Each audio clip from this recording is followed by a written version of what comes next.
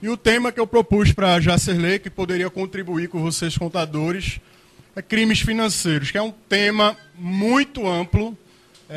É impossível você, em uma hora, falar de tudo de crimes financeiros. Então, o que eu vou trazer aqui para vocês é alguma introdução ao tema, tentar explicar por que estão ocorrendo mais crimes financeiros e, principalmente, qual é a relevância para o contador. Então, eu já começaria falando da relevância do tema para o estudante de contabilidade. Bom, gente, vocês vão trabalhar com controladoria, principalmente auditoria. É um caminho, né, para o contador, não é um único, mas é um caminho possível para quem estuda contabilidade. E, hoje em dia, é extremamente importante a credibilidade de quem está auditando contas e fazendo controle em empresas. Porque a atividade de crimes financeiros, hoje em dia, está muito grande. E temos vários exemplos de fraudes em balanços no mercado financeiro. E a gente também vai poder ver aqui hoje um pouquinho lavagem de dinheiro, utilizando serviços de empresa, de contadores. Tá? Infelizmente, advogados, contadores, administradores, está todo mundo envolvido numa rede de corrupção e crime internacional, que está com a globalização, né? As empresas se globalizaram, mas o crime também se globalizou. Não só ficou mais fácil fazer comércio e negócios do ponto de vista das empresas que são legalmente constituídas, mas todo e qualquer tipo de negócio está mais fácil hoje em dia. É mais fácil a comunicação, é mais fácil o transporte, os custos são menores, as facilidades, né, oriundas da tecnologia, como a internet, também está mais fácil. Então está mais fácil para todo mundo. Está mais fácil para quem está operando dentro da lei e está muito fácil também para quem opera fora da lei. Então o crime, as organizações criminosas, etc., hoje em dia, fazem parte da economia também mundial. Tem um dado aqui que eu vou mostrar para vocês. Tem uma autora chamada Loretta Napoleoni que estuda esses temas, que ela diz que se nós retirássemos hoje da economia todo o dinheiro proveniente de drogas, falsificações, do crime organizado de um modo geral e do terrorismo, o mundo teria um choque de liquidez. Cerca de 10 a 15% do PIB mundial está hoje ou na economia ilegal ou na economia cinzenta. É aquela parte que você não sabe ainda se é dinheiro legal ou se é ilegal. Então, é um dado estarrecedor. De 10 a 15% do PIB está envolvido aí em transações e comércio de armas, etc., de drogas, e que é perigoso. E essas pessoas estão contratando administradores, advogados e contadores para ajudá-los nessa operação. Então, é importante para que vocês saibam aqui alguns sinais de atividades suspeitas para quem for trabalhar na parte de controle e auditoria já poder saber que algo errado pode estar acontecendo. Então, o objetivo de hoje é esse. Na verdade, é um tema que às vezes não é muito trabalhado nos cursos de administração e contabilidade, mas está crescendo sua importância, dado a quantidade de casos e exemplos que vêm ocorrendo no mercado financeiro e na economia de um modo geral, né?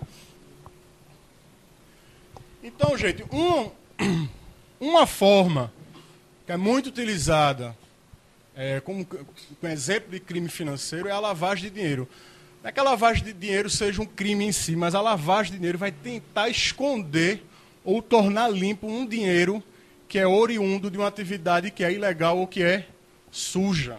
A origem do termo lavagem de dinheiro vem dos Estados Unidos na década de 30, quando as máfias lá que tinha de Chicago, etc. e tal, para poder lavar o dinheiro, ou seja, tentar fazer aquele dinheiro que era sujo, oriundo do crime, o cara ganha dinheiro com isso, ele quer usar, né, comprar as coisas. Ele teve um trabalho muito grande, mesmo sendo um criminoso, para gerar aquele dinheiro, e ele quer usar aquele dinheiro da forma mais segura possível. Ele quer usufruir do dinheiro que ele ganhou na criminalidade. E uma das primeiras técnicas que eles fizeram foi comprar lavanderias e lava-jatos de automóveis.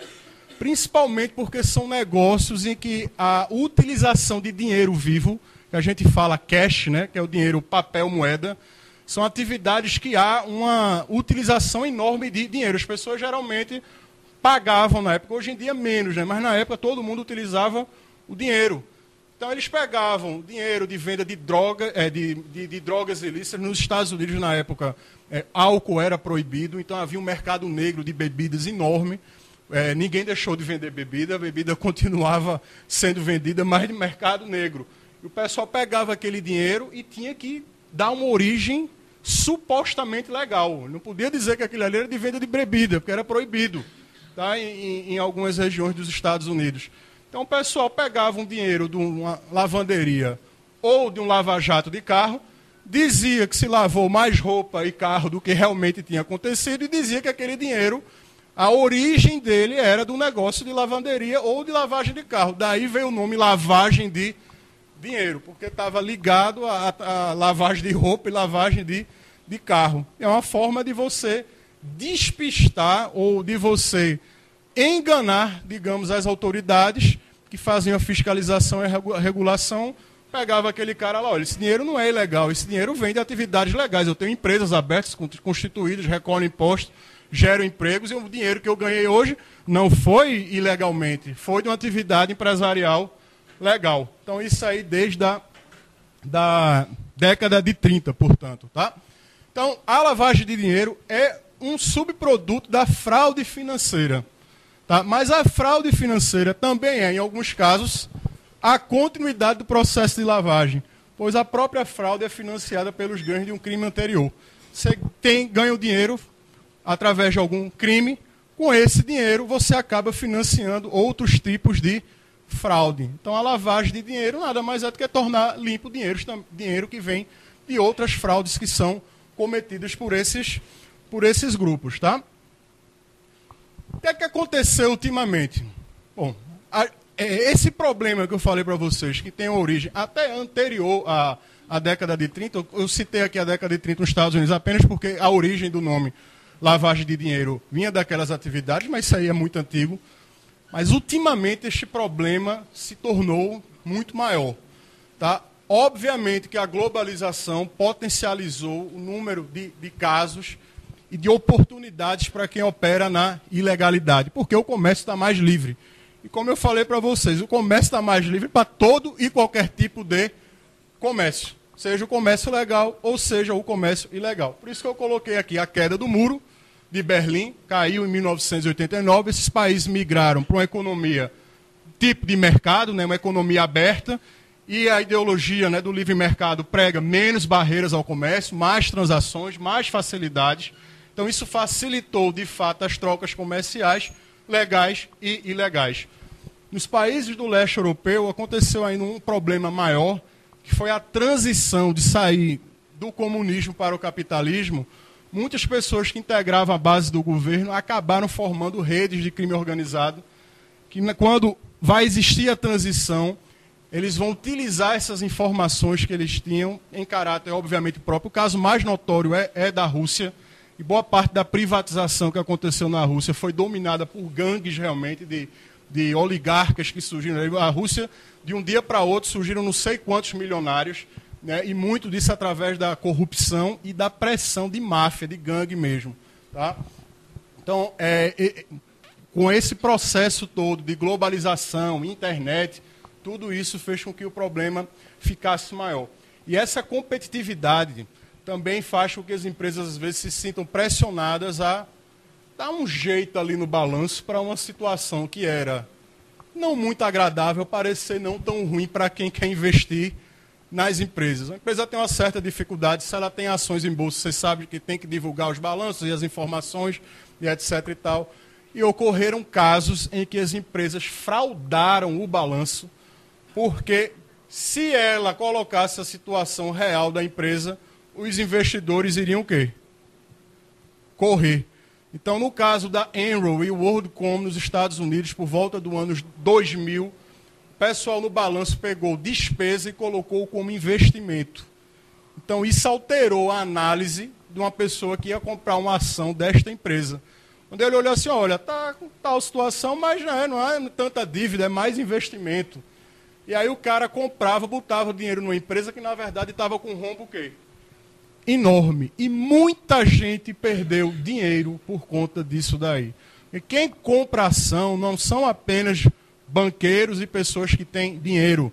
Não sei se vocês estão acompanhando aí Por exemplo, uma coisa que me surgiu agora, vocês viram a propaganda do Magazine Luiza, que está entrando, né, ofertando ações, e pessoas com R$ 1.000 já podem participar da compra de ação e se tornar, né, proprietário, né, dono de ações do Magazine Luiza. Então tem pessoas que, fundos de investimento, de previdência, né, pessoas que investem dinheiro para garantir uma aposentadoria, todo esse pessoal também compra e opera no mercado financeiro. Então é muita gente que perdeu dinheiro por conta dessas fraudes nos balanços, tá? Então, além dessa questão da globalização, do excesso de competitividade, a gente tem que ter em mente também que hoje em dia, através da internet, você sabe que você pode operar e comprar na bolsa com um computador. Aqui você pode operar da sua casa hoje em dia, tomar decisões e comprar papéis na bolsa de valores. Agora, imagine o mundo inteiro fazendo isso. Imagine grandes quantidades de dinheiro saindo e entrando de um lugar em questão de segundos. Então, isso causa ainda uma volatilidade, né? Que são esses altos e baixos no mercado financeiro, ainda é uma coisa maior. Então, as empresas hoje, elas lidam com um ambiente extremamente difícil, volátil, incerto, inseguro, altamente competitivo, e aí surgem mais casos de fraude em balanços, fraudes contábeis, para tentar maquiar a situação da empresa. Atenção, nos Estados Unidos, o pessoal que foi preso lá, não só foi o dono da empresa não, viu? O pessoal que participou lá da camuflagem contábil, vamos colocar assim nesse nome, foi tudo em cana também. Então vocês têm que estar atentos a isso daí, porque existe uma pressão de competitividade. Para, olha, tu colocar assim, coloca assado, para o negócio parecer melhor, tá? Um americano também, que eu sinceramente esqueci o nome dele agora. Esse cara fez a maior fraude da história, uma coisa assim de bilhões de dólares. Ele enganou muita gente, tem muita gente que perdeu dinheiro, foi um rombo assim, impressionante. Mas ele foi preso, mas o estrago já foi feito. Muita gente perdeu dinheiro, uma série de pessoas que guardavam dinheirinho ali para aposentadoria, investimento, perdeu dinheiro, e não só nos Estados Unidos, né, com o mercado globalizado, é gente do mundo todo que sai comprando esses papéis e perderam. O negócio realmente foi muito grave. E foi agora, no meio dessa crise financeira, que pegaram o cara. Quer dizer, desde aí, de antes dos anos 2000, de 1990... para cá, o mercado financeiro vem tendo crises, e não só crises, né, na Bolsa, mas também crises de fraude de balanços e de confiança. Um sistema de livre mercado, uma economia aberta, o fluido dela é a confiança. Se você não confia que aquela empresa colocou um balanço que é realmente real, se todo mundo começar a fraudar o balanço, o que é que vai acontecer com o mercado financeiro? Trava. Porque ninguém vai ter a confiança de pegar o dinheiro e investir naquele papel, naquele ativo. Então, há uma crise grave hoje, que não só foi a crise de 2008, em relação à regulação do mercado, se o mercado é autorregulável ou não, e qual o papel do governo, se ele deve ser maior ou menor. Mas há uma crise dentro do próprio sistema, das pessoas que operam no sistema, com uma crise de credibilidade e confiança, tá? Por conta desses problemas que a gente vem comentando aqui para vocês. Então, além das fraudes nos balanços, nas fraudes nas empresas, para tentar maquiar e melhorar a situação, o que liga criminosos, terroristas, empresários, contadores e advogados é a lavagem de dinheiro. Tá? Tem uma rede aí de negociatas. Para poder lavar dinheiro, você precisa, muitas vezes, de um cara que faça a conta. Aquele exemplo que eu disse para vocês, né? O cara comprou uma empresa legal, ela tem uma atividade de lavanderia, lava-jato de carro, e o cara diz assim que o dinheiro da criminalidade que ele colocou ali na empresa, ele está dizendo que o dinheiro dele veio da empresa e não da criminalidade, né? Alguém precisa fazer o demonstrativo de resultados, né, da empresa para mostrar que aquele dinheiro foi dali, legal. Quem é que faz isso? Então, muitas vezes, ingenuamente, um contador, o cara às vezes não faz isso sabendo que o cara é um grande criminoso, etc. e tal, não. Às vezes é pela ingenuidade. O cara lá apresenta uns papéis, umas notas fiscais que são mentirosas, ele dá assim, umas ordens de pagamento e etc. E o cara acredita e vai fazer o balanço. Mas tem algumas dicas aqui para que você não caia nesse tipo de armação que eu vou dar no final, que você pode detectar que ali tem algum problema. Tá? Então, essas atividades de tráfico humano, comércio sexual, drogas, tudo isso aqui usa lavagem de dinheiro pesadamente. Porque, como eu disse a vocês, o criminoso opera na ilegalidade porque ele quer ganhar dinheiro. Mas ele ganha dinheiro não é para deixar guardado escondido. Ele ganhou dinheiro e ele vai querer o quê? Viver bem. Ele vai querer comprar coisas. E para poder fazer isso, tentando se sentir mais confortável, ele vai tentar camuflar ou enganar as autoridades dizendo que aquele dinheiro não é de origem criminosa, e sim legal, que é o processo de lavagem de dinheiro. Então, uma outra atividade que é muito usada para lavar dinheiro, gente, é cassino. Cassino também é uma atividade que é intensiva em dinheiro vivo, né? O pessoal faz as apostas, compra as fichas lá, é muito dinheiro que é movimentado naquele negócio. Então, a quantidade de criminosos, gangues, etc., e pessoas que não têm tanta boa índole, que estão envolvidas nesse negócio, é uma coisa impressionante. Tem muitos cassinos envolvidos nisso daí também. Então, como vocês estão vendo, a criminalidade e, obviamente, os crimes financeiros têm uma ligação estreita com o próprio sistema financeiro, porque ele vai precisar lavar. Então, para lavar dinheiro, ele vai precisar de instituições financeiras que ele vai tentar burlar, enganar, para tornar um dinheiro sujo um dinheiro limpo. Ele vai querer, ele pega, nesse exemplo que eu falei para vocês do lava-jato de carro, uma vez que ele declara que aquele dinheiro é lícito, que ele foi ganho honestamente, ele vai dormir com a montanha de dinheiro embaixo do colchão? Não, né? Ele vai colocar num banco. Depois que ele coloca no banco e está provado que aquele dinheiro foi ganho numa atividade legal, o cara está o quê? Tranquilo. Então, há uma ligação estreita com o sistema financeiro, bolsas, bancos e etc. e tal. Tá? Os números do problema, eu já citei aqui, da crise de liquidez. Se a gente retirasse tudo isso do mundo, faltaria dinheiro para as transações. O número é enorme. Só aqui em drogas, o que é movimentado por ano, e esse dado está desatualizado, é de 2006. É muito mais do que isso hoje. Só de drogas são 400 bilhões de dólares que são movimentados todo ano. Só drogas. Desses 400 bilhões que são movimentados no mercado de drogas, cerca de 200 bi são lavados. Ou seja, o cara consegue realmente usar de forma agora legal, porque ele lavou o dinheiro e você não... boa parte disso você não vai conseguir provar que a sua origem é suja, porque ele fez lá um esquema que conseguiu despistar a autoridade, pelo menos temporariamente. Desses 400, cerca de 50% conseguem ser lavados. Isso dá a dimensão do problema para vocês, que é enorme, utilizando bancos e instituições financeiras. Muitos bancos, gente, sabem. Outros simplesmente são enganados. Então vocês perguntam, se o banco sabe, por que não faz nada? Chega um cliente lá com 10 bilhões de dólares querendo colocar no banco, ele vai recusar? Não. Muitos não recusam. Porque o banco precisa de dinheiro para poder emprestar aos outros. Quanto mais dinheiro ele consegue captar, mais dinheiro ele vai ter para investir em fundos, ações, emprestar dinheiro. Ele ganha dinheiro assim. Ele paga 0,5% a você que colocou o dinheiro lá e vai emprestar para o outro a 2%. É assim que ele ganha dinheiro. Então eles precisam captar dinheiro. Se o banco não consegue captar dinheiro, ele vai ficar muitas vezes sem dinheiro. Tem que recorrer ao Banco Central e etc., ao fundo mútuo dos bancos para poder resolver o problema. Por conta disso daqui, foi passada uma lei nos Estados Unidos, após os atentados de 2001, que aí nos atentados de 2001 foi um mecanismo inverso. Boa parte do dinheiro que o pessoal utilizou nos atentados era dinheiro lícito, de doações que faziam as entidades ligadas àquele pessoal lá, que era o dinheiro lícito, ganho normalmente, e o dinheiro se tornou sujo por conta do uso que ele teve. Então, o mecanismo foi o inverso.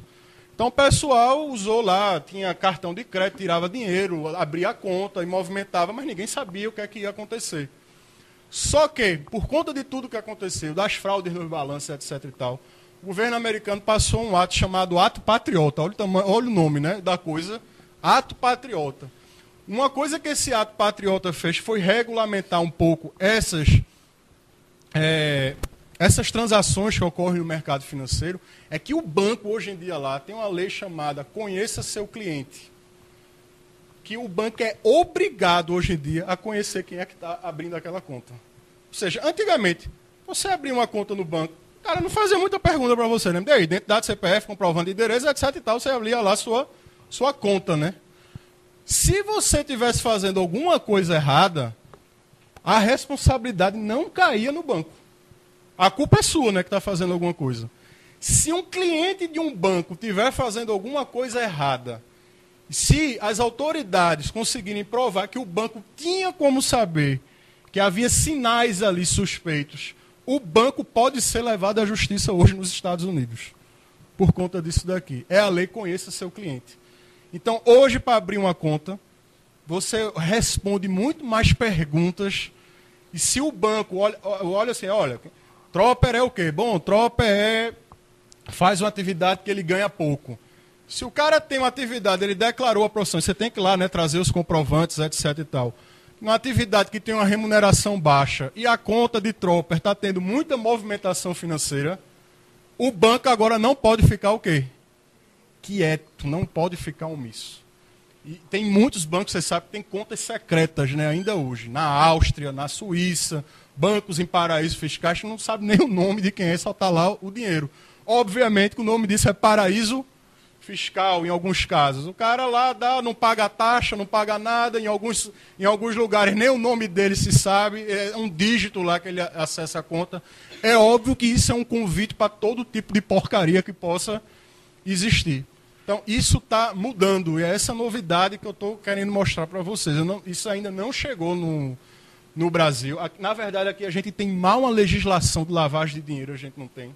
É muito fraca a nossa legislação de combate, né, de mecanismos financeiros de combate a crime organizado e outros grupos que possam se utilizar disso para fazer determinadas atividades que a gente não ia aprovar normalmente. Tá? Então, oi. Se a gente tivesse essa lei de conhecer o cliente no Brasil, aquele caso de Fernando Beiramar tinha sido descoberto antes, que é o caso que ele mandava as mulheres, as mães, as tias, todas as mulheres das famílias dos comparsas dele, dos traficantes, depositar pequenas quantias na conta. Então, num banco só, lá no final da favela, na avenida principal, aquele mesmo banco ali, centenas de mulheres iam lá e depositavam dinheiro de infarto. Estragasse minha surpresa, Tereza. O nome disso é uma técnica chamada smurfing. Quem teve infância aqui já viu o desenho Smurf, né? Era aquele bichinho pequenininho, azul. O que é o nome dessa técnica? Tem duas formas de você fazer isso. Você mandar para uma conta pequenas quantidades de dinheiro, milhares de vezes. Vocês sabem que aqui, se você mandar dinheiro acima de 5 mil, tem que ser emitido um relatório de informe para o Banco Central. Né? Então, toda transação acima de 5 mil reais, o banco tem que emitir um aviso, um relatório para as autoridades que regulamentam o setor financeiro nosso.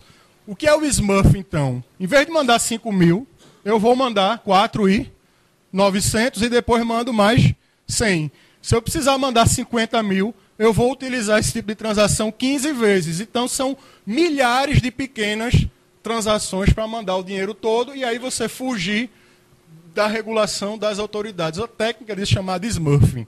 Atenção, eu espero que não tenha nenhuma... Isso aí não vai para o vídeo não, viu? Eu espero que não tenha nenhuma alma aqui na sala e eu esteja ensinando técnicas para a pessoa utilizar indevidamente.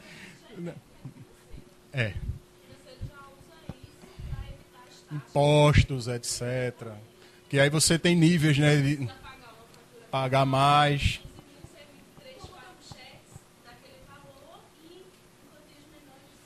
Mas isso aí são coisas que não são ilegais e que você faz para pagar menos impostos. Isso é uma coisa.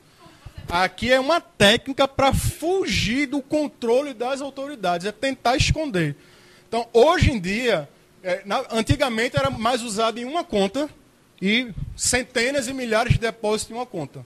Como hoje, com a internet, a facilidade, você abre milhares de contas e coloca centenas de transações nessas milhares de contas e você, com o computador, depois pega essas contas todinhas e joga em uma só para você usar.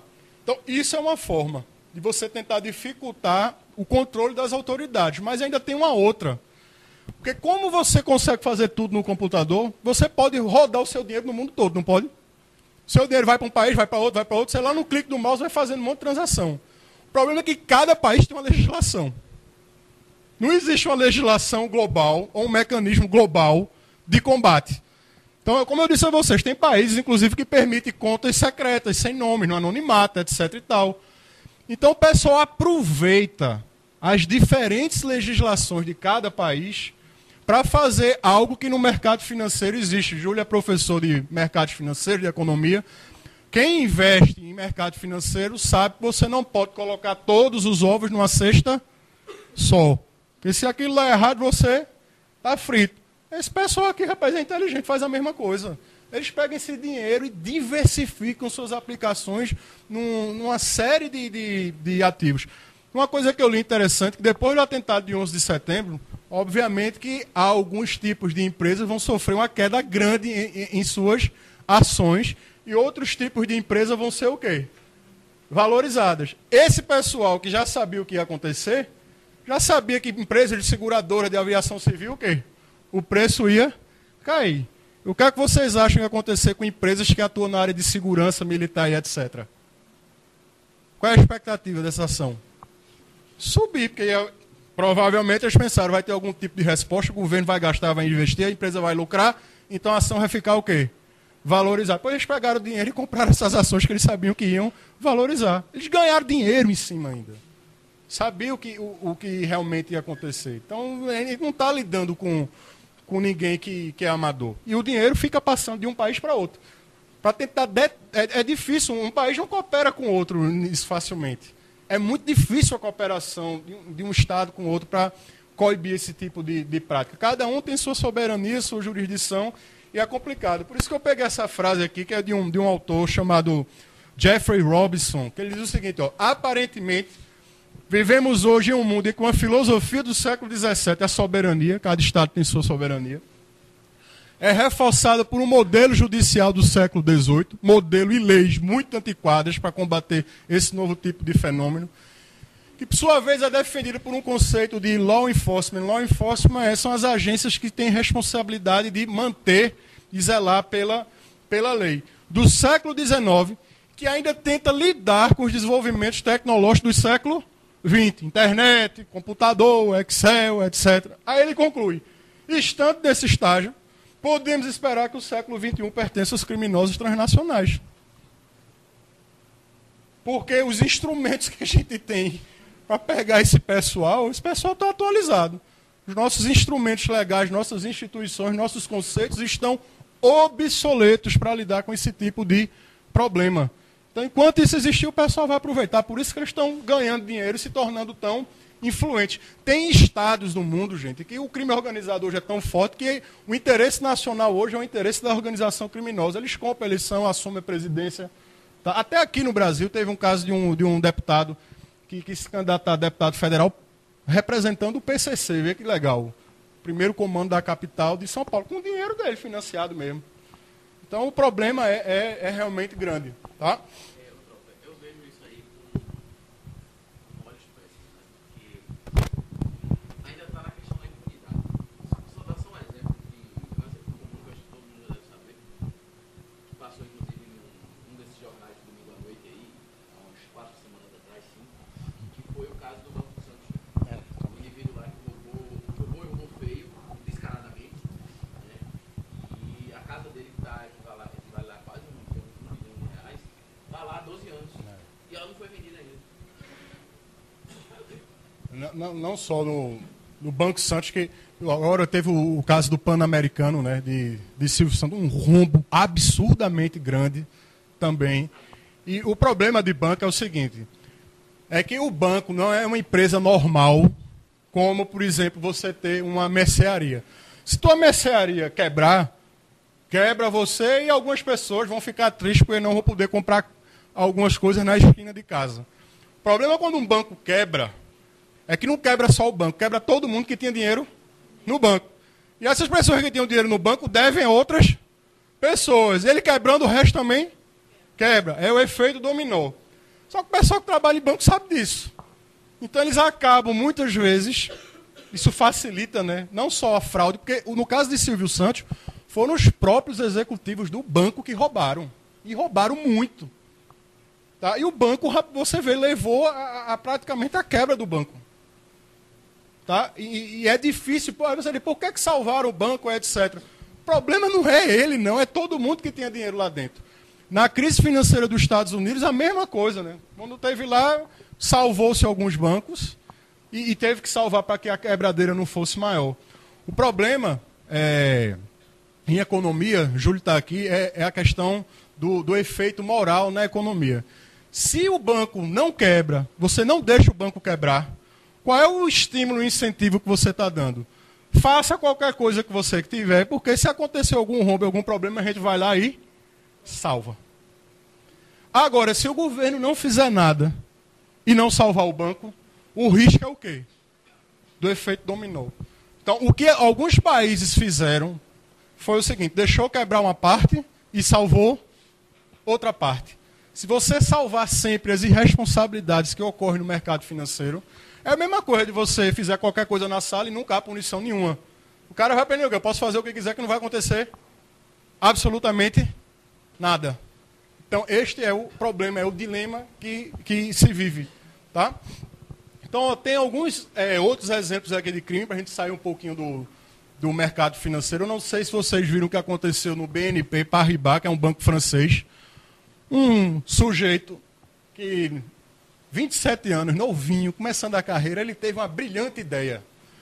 Ele, no seu computador, simplesmente conseguiu lá programar, instalar um softwarezinho que roubava centavos de milhares de clientes.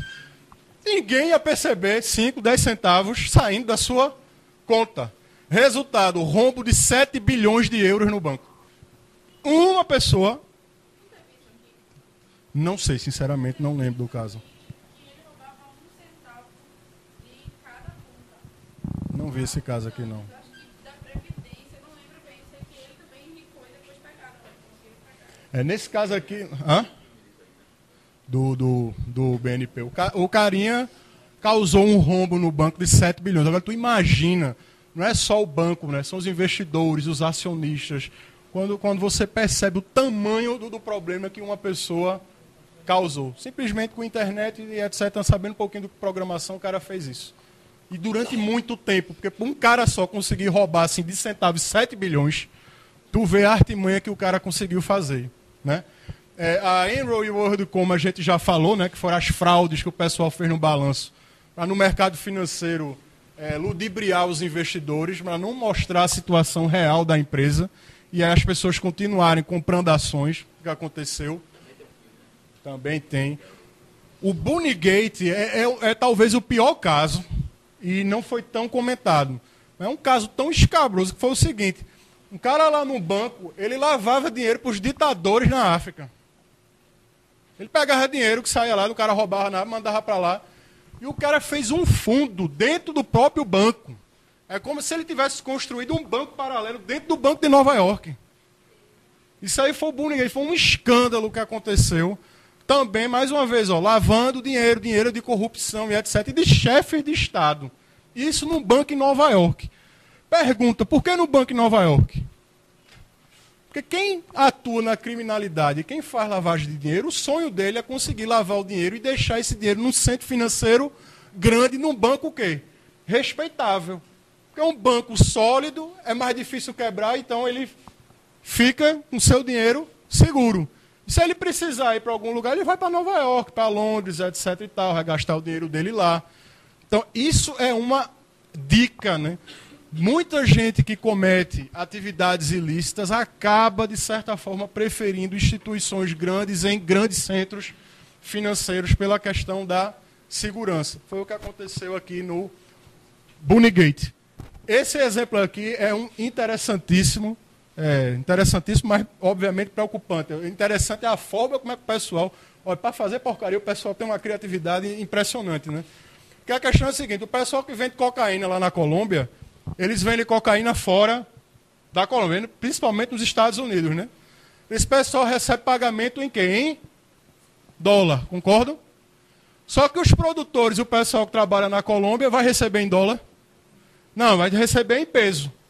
Como é que esse pessoal vai fazer, então? Para pegar um dólar que se ganhou lá fora, para transformar nos pesos para pagar o pessoal que produziu. e que mantém a atividade lá no país. Se você pegar a quantidade de dólar lá nos Estados Unidos e mandar para a Colômbia, as autoridades vão o quê? Pegar mais facilmente se você tentar repatriar esse dinheiro todo. Porque é muito dinheiro, são bilhões de dólares que a gente está falando. Só que tem um outro lado nessa questão da Colômbia, que são os importadores. Esse pessoal que trabalha com importação na Colômbia é o contrário. Eles precisam de dólar para poder pagar suas importações fora da Colômbia. Você vai comprar, por exemplo, um videogame nos Estados Unidos. Você quer importar para a Colômbia. Você tem que fazer um pagamento em dólar lá, né? Então você precisa de dólar. Mas você tem o quê? Peso. Porque ele trabalha e sua firma está na Colômbia. Pronto, houve um encontro de interesse. Os traficantes ganham em dólar e precisam de pesos. O importador tem pesos, mas precisa de dólar para pagar suas importações nos Estados Unidos. Precisa alguém aí agenciar essa transação. Então, existem brokers que são negociadores que eles fazem essa intermediação sem rastro financeiro nenhum. Eles pegam assim, ó, fulano tem 60 milhões de dólares aqui nos Estados Unidos, dólar aqui que a gente tem, e tu estás precisando de dólar para comprar tuas coisas, né? Eu vou fazer a tua intermediação. Tu vai pegar o dólar que já está aqui, vai usar aqui, e vai comprar essas mercadorias. Agora, tu não tem peso lá na Colômbia? Vamos fazer aqui, tem um câmbio. Agora, esse peso tu vai pagar o pessoal lá na Colômbia que eles estão precisando. Houve algum rastro financeiro nessa transação? Não, e fizeram tudo. O nome disso é o mercado negro de troca de pesos que há na Colômbia. Então, isso junta traficantes e o pessoal das importações. Pergunta, como é que ficam as demonstrações de resultado e os balancetes dessas empresas que importam? Alguém tem que fazer o serviço sujo para mostrar ali. Quem é que faz? Eita, estou dando dica de emprego, vê. Mas é o que acontece. Não há rastro financeiro nenhum nisso daí. E uma técnica que eles fazem para ludibriar as autoridades americanas, mais uma vez, é o smurfing. Porque eles têm o dólar lá, mas eles precisam pagar uma empresa, né? Para comprar as coisas. Se eles mandarem um monte de dinheiro vivo, isso vai o quê? As autoridades, oxente, tem alguma coisa aí. Então, muitas vezes, eles pegam laranjas. São pessoas, americanos estão precisando de dinheiro. Ó, abre uma conta ali, eu vou botar um dinheiro para tu, tu vai fazer uma transação e tu vai levar X. Então, tem centenas de pessoas que abrem conta, eles colocam esse dinheiro na conta dos caras, usam e eles fazem, juntam esse povo todinho para fazer um pagamento grande numa companhia. E aí é liberado o produto, esse produto é contrabandeado, né? O pessoal na Colômbia tem até submarino, rapaz, que eles botam lá drogas e esses negócios para entrar sem as autoridades pegarem. Então, vocês veem o tipo, né, de coisas que acontecem. Quanto mais genuíno o processo parecer, né, obviamente que menores são as chances de detecção. Se você conseguir mostrar de forma real, entre aspas, que aquele dinheiro, na verdade, não tem origem legal, mas você tem uma empresa, etc., é muito difícil detectar esse tipo de transação. É por isso que eles conseguem lavar dinheiro. Quem lava dinheiro deseja gastar, como eu mostrei a vocês. Atingir centros e instituições financeiras respeitáveis será sempre algo desejado. Foi o exemplo que eu falei de Nova York. O pessoal faz pesquisa e identificação de oportunidades.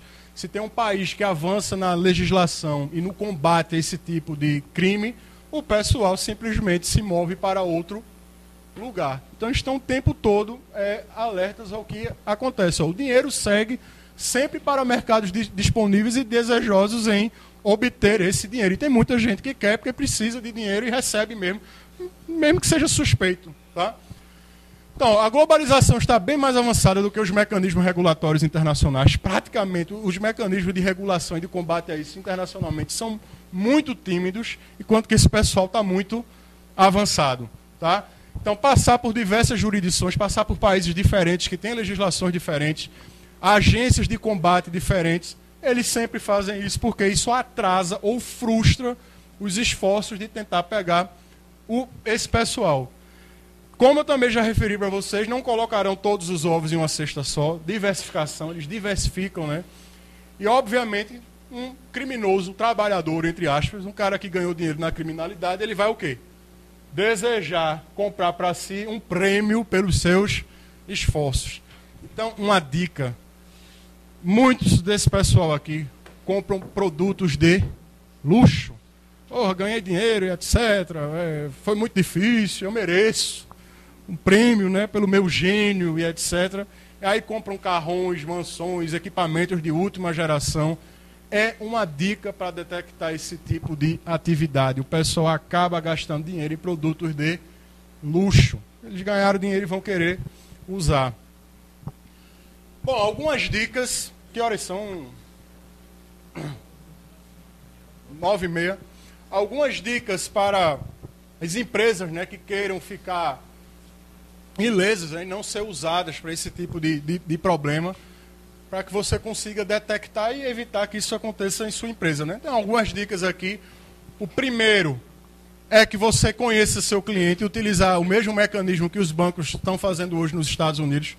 Procurar saber quem é que está fazendo a transação com você e não simplesmente se omitir, tá? Você tem muita desconfiança em pessoas que têm uma certa relutância em prover dados, informações pessoais. Obviamente que informação pessoal não é perguntar sobre a vida do cara, não, né? Mas ele tem que dar um mínimo de informações para você. Se existe uma resistência com relação a isso, você tem que ficar o quê? Desconfiado, isso é óbvio, né? Novos clientes que fornecem informações incompletas, que são inconsistentes, também é um sinal de que ali pode estar acontecendo uma coisa. Atenção com documentos, passaportes de alguns países, documentos diplomáticos que têm imunidade parlamentar, por exemplo, podem ser comprados no mercado negro. Então, o pessoal usar tipos de documentos, vocês têm que estar alerta a isso. Endereços falsos, ou seja, conferir o endereço mesmo. Isso existe muito em golpes, né, que é dado aqui. O cara diz que tem uma empresa, isso acontece muito golpe disso na internet. O cara tem lá uma empresa na internet e diz que vende pacote de turismo, que existe uma agência no endereço tal, tu dá o dinheiro lá e a agência não existe naquele local. Então isso acontece muito em fraudes da internet. Não aceitar fotocópias de documentos, a não ser que sejam apresentadas junto com os originais. Então só fotocópia não, porque é fácil falsificar num scanner hoje no Photoshop, você faz tudo, né? Então, imagina um documento, é fácil falsificar documento numa fotocópia. Então, exija o original. Nunca confie em uma pessoa que, eu já conferi os dados e os documentos dele. Tu não sabe se essa pessoa pode estar o quê? No esquema. Então, faça você mesmo sempre a conferência desses documentos. Não confie em terceiro. Você mesmo tem que colocar lá, né, a sua marca, a sua assinatura do que você fez.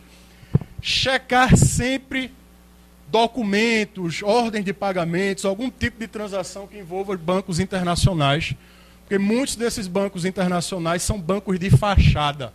Ele está lá na internet e diz que existe, mas não existe nenhuma agência no mundo. Como eu falei para vocês, esse tipo de banco é usado para transação ilícita. Então, é um outro tipo de sinal. Outra dica importante, verificar sempre o tamanho, né? O cara lá está fazendo um negócio contigo, ele dá uns documentos que diz que a empresa dele movimenta X e mostra lá um balanço, mostra isso e tal. Aí você olha assim, rapaz, é inconsistente o que ele está me dizendo com o tamanho que o setor normalmente apresenta. Esses dados não são consistentes. Como é que esse cara pode ter um volume financeiro tão grande se esse setor não movimenta tanto?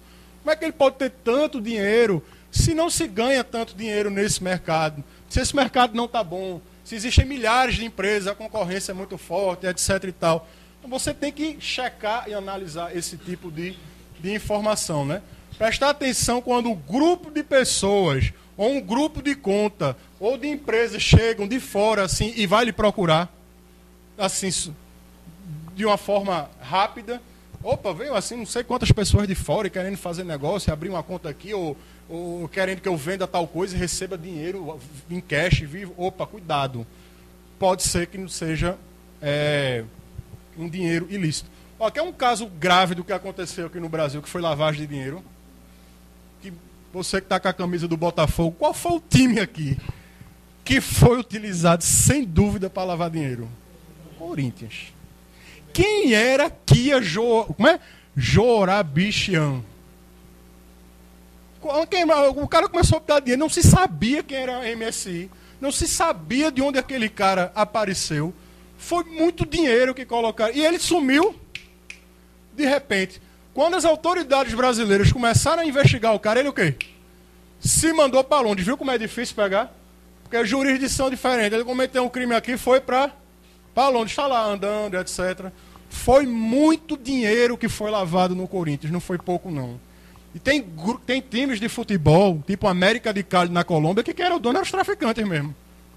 Tem um outro clube na Moldávia chamado Sheriff, que também é o crime organizado, lá, essas porcarias todinha de tráfico de pessoas, drogas, armas, o pessoal ganha dinheiro assim, comprou um clube de futebol. Aí bota o dinheiro lá e diz, não, isso faz a atividade do clube. Aí foi patrocínio, ingressos, venda de jogadores, etc e tal. E o pessoal ganhando salário lá, achando que é uma coisa, e não é honesto. É a criminalidade fazendo isso daí, tá? Múltiplos negócios abertos com base de dados em um mesmo indivíduo ou um mesmo endereço. É estranho, não é não?